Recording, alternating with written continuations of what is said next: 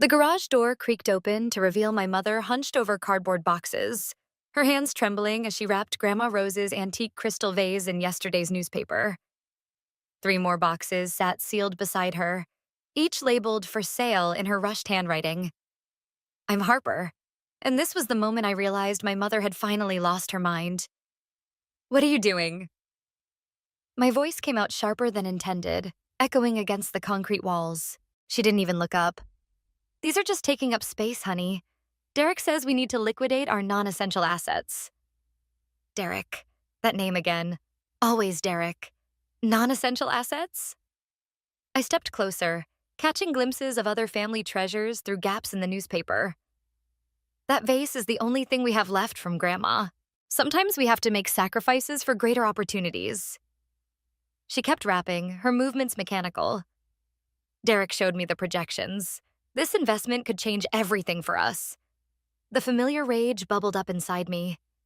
3 months ago, my mother had been a normal high school English teacher. Now she spoke in buzzwords and financial jargon, parroting whatever garbage Derek fed her at those self-help seminars. "Where's Dad?" I asked, though I already knew.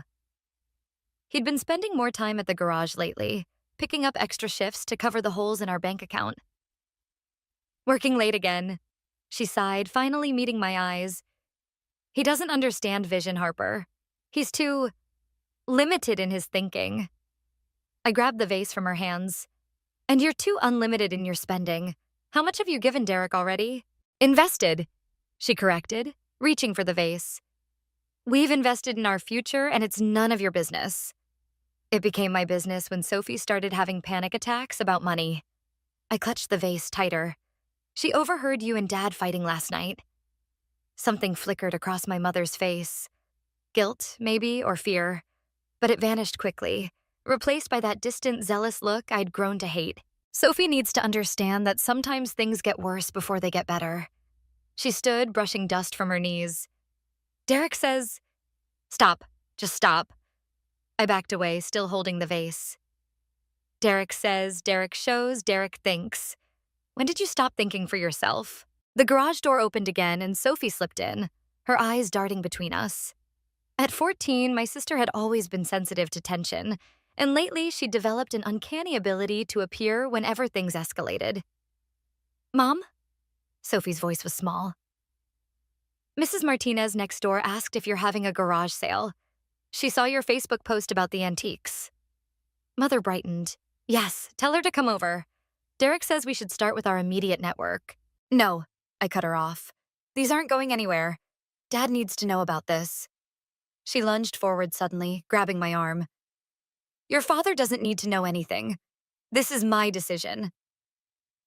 "Let go." The words came out in a hiss. Sophie made a small, distressed sound, and Mother released me immediately. We all stood frozen, the weight of what had just happened settling over us like dust. My phone buzzed. A text from Dad. "Coming home early? Everything okay?" I looked at my mother. Really looked at her. The dark circles under her eyes, the slight tremor in her hands, the desperate gleam in her expression. Something was very wrong here, beyond the obvious financial strain. Derek hadn't just gotten into her head. He'd hollowed her out. "I'm taking these boxes inside," I said quietly. "And then we're going to wait for Dad. All of us." "Harper, please." Her voice cracked. "You don't understand what's at stake." "No, Mom." I gathered the unsealed box in my arms, careful with Grandma's vase. "I think I'm starting to understand exactly what's at stake. And I'm not letting you destroy our family for whatever scheme Derek's selling." Sophie helped me with the other boxes while our mother watched, silent tears rolling down her cheeks. As we carried our family's history back into the house, I made a promise to myself. I would find out what Derek had done to my mother, and I would make him pay for it. Some people say revenge is a dish best served cold. But standing in our garage that day, watching my mother crumble under the weight of whatever web Derek had spun around her, I felt nothing but fire. The fluorescent lights of Pete's auto shop buzzed overhead as I watched my father wipe grease from his hands. His shoulders were tight, his movements mechanical. Telltale signs that something was eating at him. "Your mother emptied the savings account." He didn't look at me as he spoke, focusing instead on arranging his tools with precise, controlled movements. Every penny we had set aside for your college fund. Gone. The wrench in my gut twisted harder. When? Yesterday. He finally turned, and the defeat in his eyes made my chest ache. She said it was a temporary transfer, something about securing positions in Derek's new venture before they filled up. Tina appeared in the doorway of the office, her expression grim. Michael, that investor meeting you asked me to look into? I found something. Dad nodded for her to continue, but she hesitated, glancing at me. It's okay, he said. Harper needs to hear this. Tina pulled out her phone. Derek's last 3 companies went bankrupt within 18 months of launching. Each time, the initial investors lost everything. She paused, scrolling. And get this. He was investigated for fraud in 2019, but the charges were dropped when the key witness suddenly refused to testify. The pieces clicked together in my head. That's why he targets people through those self-help retreats. He's building trust before he asks for money. Your mother won't believe any of this, Dad said, slumping against his workbench. She's convinced he's some kind of financial genius who's been unfairly maligned by small-minded people. The bitterness in his voice was raw. Then we show her proof. I pulled out my phone, but Tina shook her head. It's not that simple. People like Derek, they're master manipulators. They know exactly what to say to make their victims doubt everything except what they want them to believe. A customer's arrival interrupted us. Dad straightened, professional mask sliding into place, but Tina caught my arm as I turned to leave. Harper, be careful. Men like Derek? They notice when people start asking questions. I nodded, but my mind was already racing ahead, forming plans. At home, the tension was thick enough to choke on. Sophie sat at the kitchen table, pushing pasta around her plate while Mom talked rapidly into her phone. Yes, absolutely. No, I understand the urgency, Derek. I can meet you tonight to sign the paperwork. My fork clattered against my plate. Tonight? It's Sophie's art showcase at school. Mom covered the phone. I'll only be gone an hour. Sophie understands, don't you, sweetie?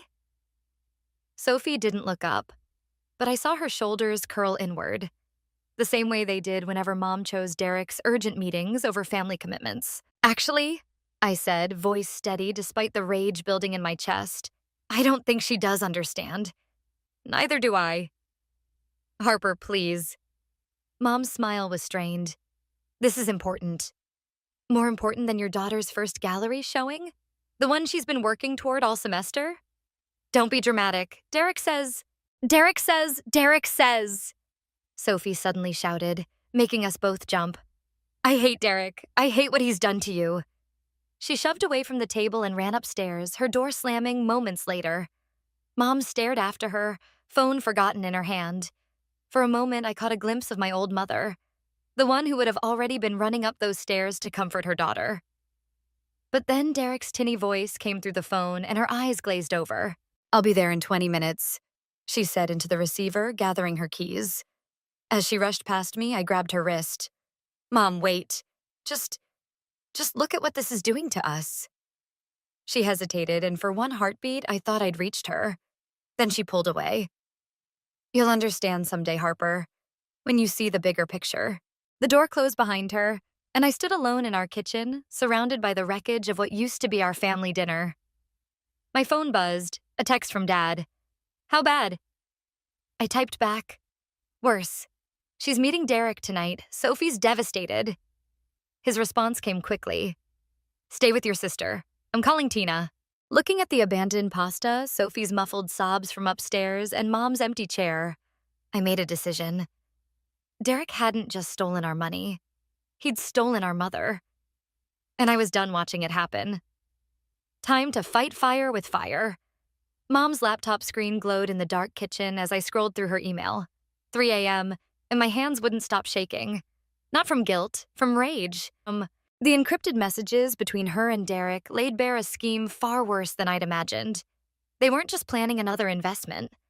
They were targeting other families from Mom's school, using her reputation as a trusted teacher to rope them in.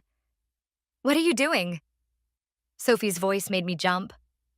She stood in the doorway, wrapped in her oversized art smock, paint still fresh on her fingers. You should be sleeping, I said, closing the laptop. So should you. She moved closer, glancing at the screen. Did you find something? Before I could answer, Dad's truck rumbled into the driveway. He wasn't supposed to be home for hours. Sophie and I exchanged looks as voices carried through the walls. Dad's low and controlled. Mom's high and defensive. You confronted him? Mom's voice cracked. How dare you go behind my back? How dare I? Dad's laugh was hollow. Laura, he's taking everything we have, and now you're helping him target your own students' families? Sophie grabbed my arm. I hadn't realized I was moving toward the door until she stopped me. The front door slammed open. Derek's voice joined the chaos. Michael, you're making a serious mistake. My blood turned to ice. What was he doing at our house at this hour? The only mistake, Dad said, was not seeing you for what you are sooner. Get out of my house. Laura invited me. Derek's tone dripped with false concern. She called, very upset about your aggressive behavior at my office today. I edged toward the kitchen doorway, Sophie still clinging to my arm. Through the gap, I could see Derek, perfectly pressed suit, practiced smile, hand resting possessively on Mom's shoulder. Tell him, Laura, Derek urged. Tell him about the guaranteed returns. Show him the projections. The projections are fake, Dad spat. Just like your last 3 companies at sea. Just like every promise you've made. Michael, please. Mom stepped toward him. Derek showed me proof. The SEC investigation was a mistake. The investigation was buried, I said, stepping into view. Because your star witness disappeared, right, Derek? The room froze. Derek's smile flickered, then returned fuller, faker. Harper, shouldn't you be in bed? Shouldn't you be in jail? I pulled out my phone, displaying the articles I'd found. 3 bankruptcies, 200 families lost their savings, 1 witness who vanished right before testimony. Harper, enough! Mom moved between us and Derek. You don't understand. No, you don't understand. Sophie's voice rang out, startling everyone. She thrust forward a sketch pad. Look what I drew in art therapy, Mom. Look what your choices are doing to us. The page showed our family, drawn in Sophie's talented hand. But we were fractured, pieces falling away, Derek's shadow looming over the broken pieces of Mom. Mom's hands trembled as she took the pad. Sophie, baby, Save it. Sophie's voice shook. I heard you on the phone yesterday. You're planning to remortgage the house. You're going to take everything, aren't you? Derek stepped forward, smooth as oil. Perhaps we should discuss this privately, Laura. The children are clearly upset. The children, Dad cut in, are clearly smarter than we've been. He pulled out his phone. Tina sent me everything, Derek. Every scam, every victim. I'm meeting with the DA tomorrow. Derek's mask slipped. Just for a second, but I saw it. The flash of calculation, the predator beneath the smile. That would be unwise, he said softly. Laura's signature is on everything. Every transaction, every recruitment. How long do you think a teacher's career survives fraud charges? Mom made a small, broken sound. You son of a... Dad started forward, but Derek held up a hand. Just business, Michael. Nothing personal. He turned to Mom. Laura, we should go. Now. The moment stretched like glass about to shatter. Mom looked between Derek and us, her family, tears streaming down her face. Mom, I said quietly, if you leave with him now, you're choosing him over us. Forever. She took a step toward Derek. Sophie's sketchpad hit the floor. And I knew with crystalline clarity that revenge wasn't just about justice anymore. It was about survival. Go ahead, Mom, I said, my voice arctic. But remember this moment. Because when everything falls apart, and it will, don't come crying to us. Derek led her out the door, but not before I caught his smirk. He thought he'd won. He had no idea what was coming. The manila envelope landed on Tina's desk with a soft thud. Inside were printouts of every conversation between Mom and her students' parents about Derek's investment opportunity. My hands hadn't stopped trembling since I'd found them. This is worse than we thought. Tina spread the papers across her desk. She's already collected deposits from 3 families. Dad leaned against the wall of the auto shop's office, eyes closed. How much? $50,000 each. I watched his jaw clench. And there are 7 more families lined up for next week. The phone on Tina's desk buzzed. She glanced at the screen and her expression shifted. It's my contact at the SEC. Give me a minute. As she stepped out, Sophie's latest text flashed on my phone. Mom's packing boxes. Lots of them. We need to move faster, I said to Dad, before... The office door burst open. Derek stood there, immaculate in his charcoal suit, that practiced smile plastered across his face. Harper, Michael, how convenient to find you both here. Dad straightened, positioning himself between Derek and me. Get out. Now. Derek held up his hands. I'm here as a friend. To warn you. He pulled out his phone, tapped the screen, and turned it toward us. Your mother's signature. On everything. Transfer authorizations, investment contracts, recruitment agreements. If you pursue this, vendetta, she'll face federal charges. My throat went dry. You're bluffing. Am I? He scrolled through more documents. The DA might be interested in how she used her position as a teacher to solicit investments. The school board certainly would be. You manipulated her, Dad growled. I gave her opportunities. She chose to take them. Derek's smile turned predatory. Just like she chose to leave with me last night. Face it, Michael. She's not the victim here. She's my partner. The word partner hit like a physical blow. Dad must have felt it too. His hands curled into fist. What do you want? I asked, hating how my voice shook. Drop it. All of it. The DA, the SEC investigation, everything. He straightened his tie. In return, I'll ensure Laura's name stays clean when this all plays out. When what plays out? His smile widened. Let's just say certain investments are about to mature. The pieces clicked together. You're planning to disappear. With everything. Smart girl. He checked his watch. You have until tomorrow to decide. After that, well, I'd hate to see Laura's career end in handcuffs. He turned to leave, then paused. Oh, and Harper? That encryption on Laura's laptop? Amateur work. Next time you go snooping, try harder. The door closed behind him just as Tina returned. She took one look at our faces and said, What happened? Before we could answer, my phone buzzed again. Sophie. Mom's gone. All her clothes, too. There's a note. The floor seemed to tilt beneath my feet. Dad caught my arm as I swayed. He knew, I whispered. He knew we were gathering evidence. This whole time he was 10 steps ahead. Not quite. Tina's voice had an edge I'd never heard before. She held up her phone. My SEC contact? She found the witness from Derek's last case. The one who disappeared? She paused, letting it sink in. It was Laura. She was the witness. The revelation hit like a thunderbolt. Mom knew?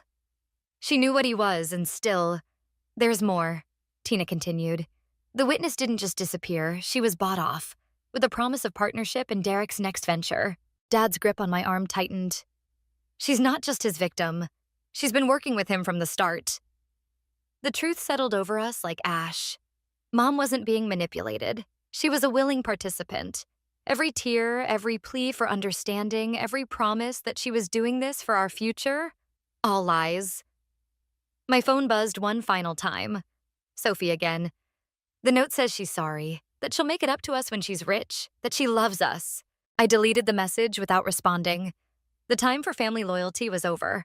Mom had made her choice. Now I would make mine. Tina, I said, my voice steady for the first time all day. Call your SEC contact back. I know how we can trap them both. The burner phone buzzed in my pocket, our agreed signal. Across the crowded coffee shop, Tina nodded almost imperceptibly. Derek had taken the bait. Your mother's hosting an investment seminar next week, she murmured as she passed my table, pretending to bust dishes. At the Riverside Hotel. They're expecting at least 30 potential investors. My coffee turned bitter in my mouth. 30 more families they could destroy. The bell above the door chimed. Mom walked in, designer handbag swinging from her arm. New money already being spent. She didn't notice me in the corner, too focused on her phone as she ordered her complicated drink. The usual, Laura? The barista smiled. Haven't seen you teaching lately. I found a more lucrative calling. Mom's laugh sounded foreign, practiced. Actually, I'm hosting a financial seminar next week. You should come.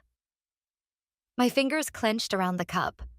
3 tables away, Tina paused in her pretend cleaning. Really? The barista perked up. I've been trying to save for college. Perfect. Mom reached into her bag. Let me give you a brochure. Derek's system is revolutionary. Mom. She froze at my voice, turning slowly. Harper? What are you? Recruiting the morning shift now? I stood, forcing steadiness into my legs. Guess teachers and parents weren't enough? The barista glanced between us, confused. Mom's smile tightened. Sweetie, you don't understand the opportunity. Save it. I pulled out my phone, showing her the screen. Remember Mrs. Rodriguez, Sophie's art teacher? The single mom you convinced to invest her dead husband's life insurance? Color drained from her face. She's being evicted next week, I continued. Her daughter's dropping out of college to work full-time. Still feel revolutionary? That's temporary, Mom's voice wavered. Once the returns come in, there are no returns. The words exploded out of me, making nearby customers jump. It's all fake. You're destroying people's lives, and for what? So you can carry designer bags and play business mogul with Derek? You don't know anything about business. Her tone turned cold, dismissive, Derek's influence showing through. If people make poor financial choices... Poor choices? I laughed, harsh and hollow. Like being the star witness in Derek's fraud case? Like taking his hush money to switch sides? The coffee cup slipped from her hands, splattering across the floor.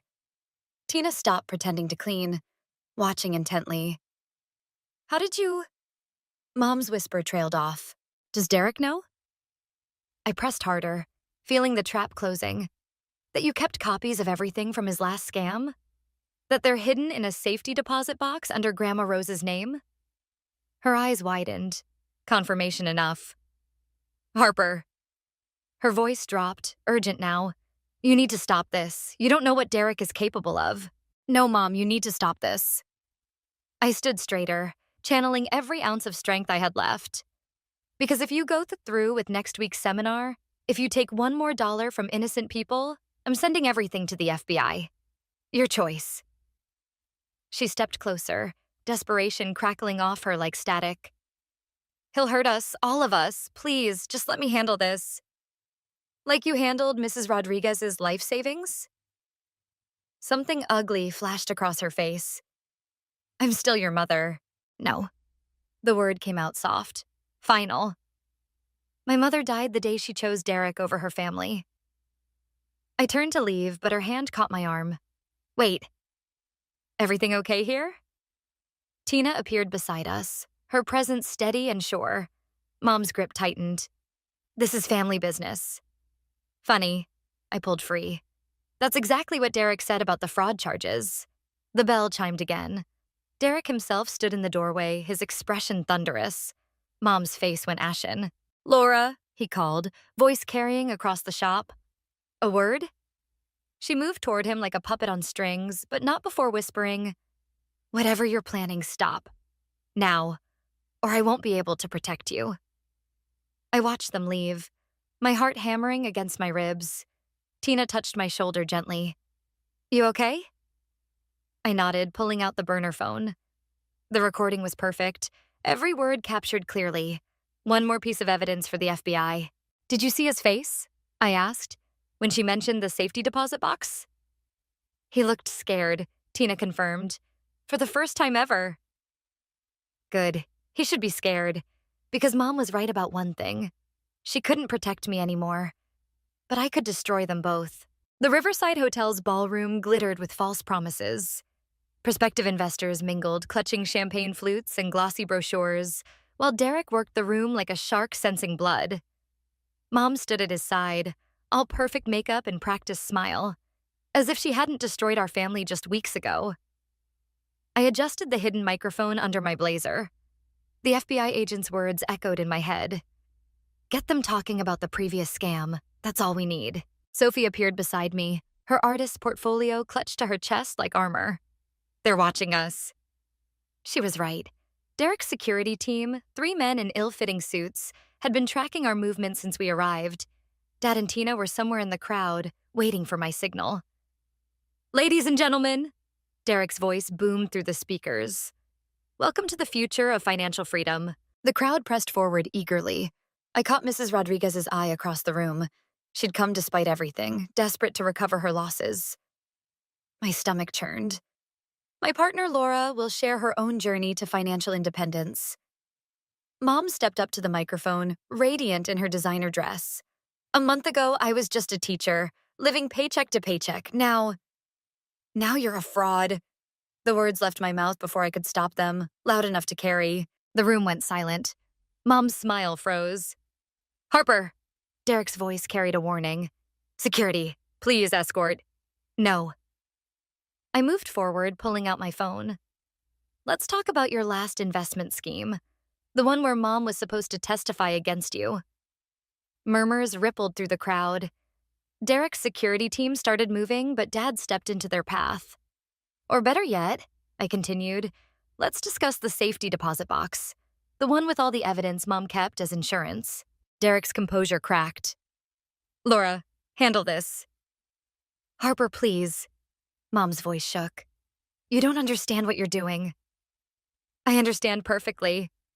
I played the coffee shop recording, her voice filling the ballroom. He'll hurt us. All of us.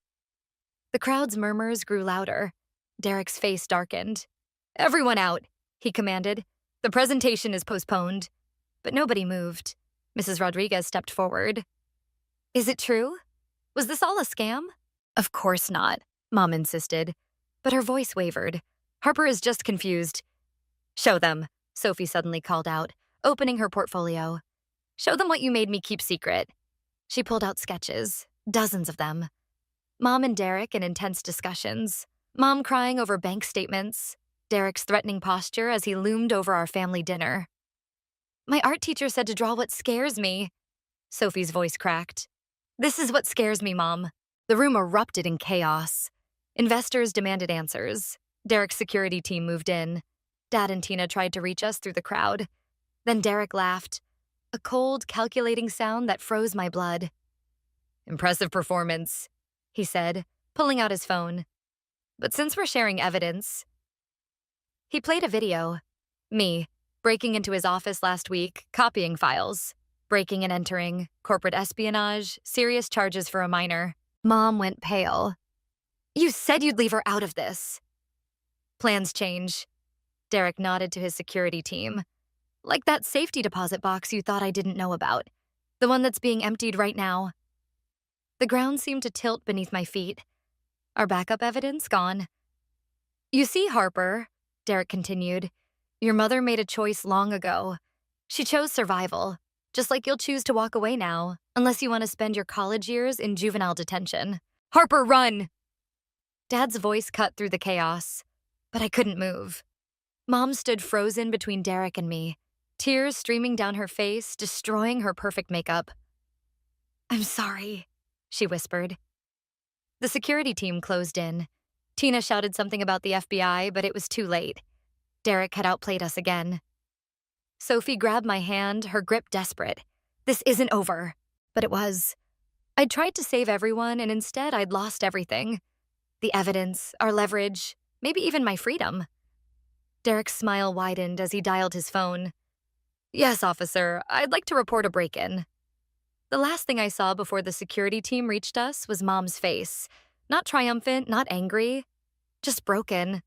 Like she was watching both her daughters drown and choosing to let us sink. Maybe that's what revenge does.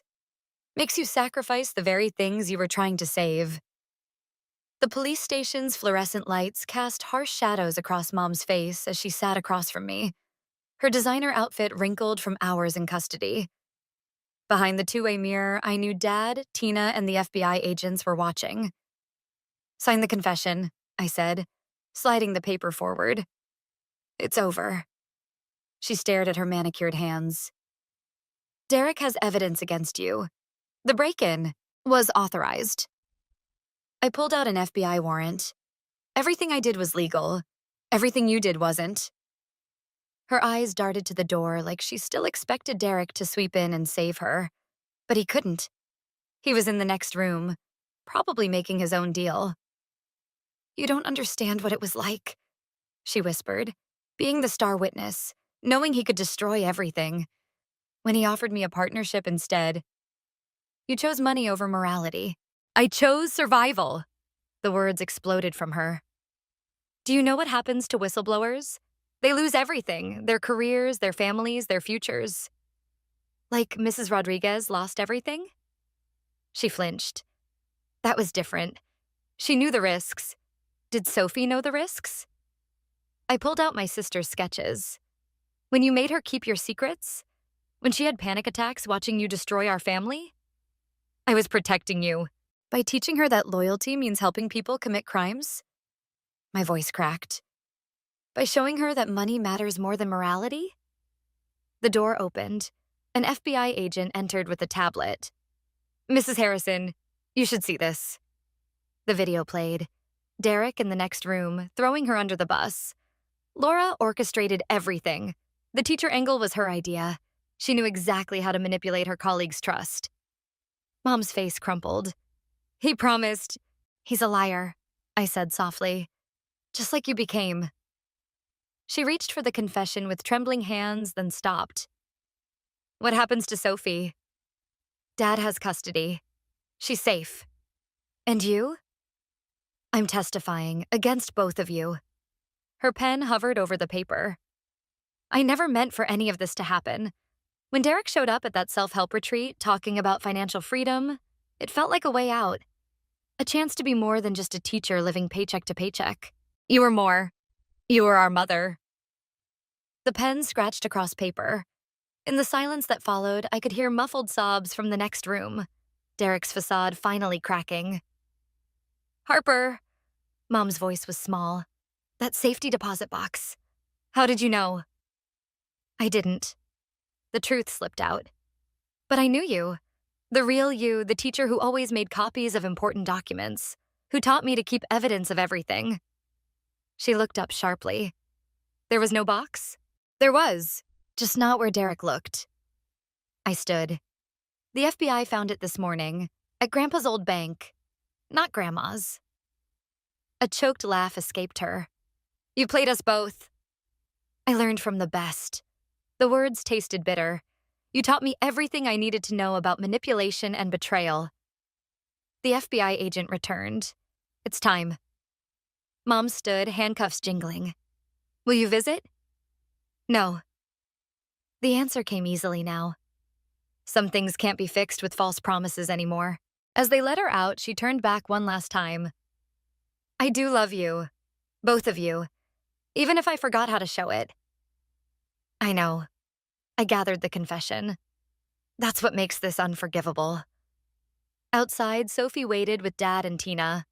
She rushed forward, wrapping her arms around me. "Is it really over?" she whispered.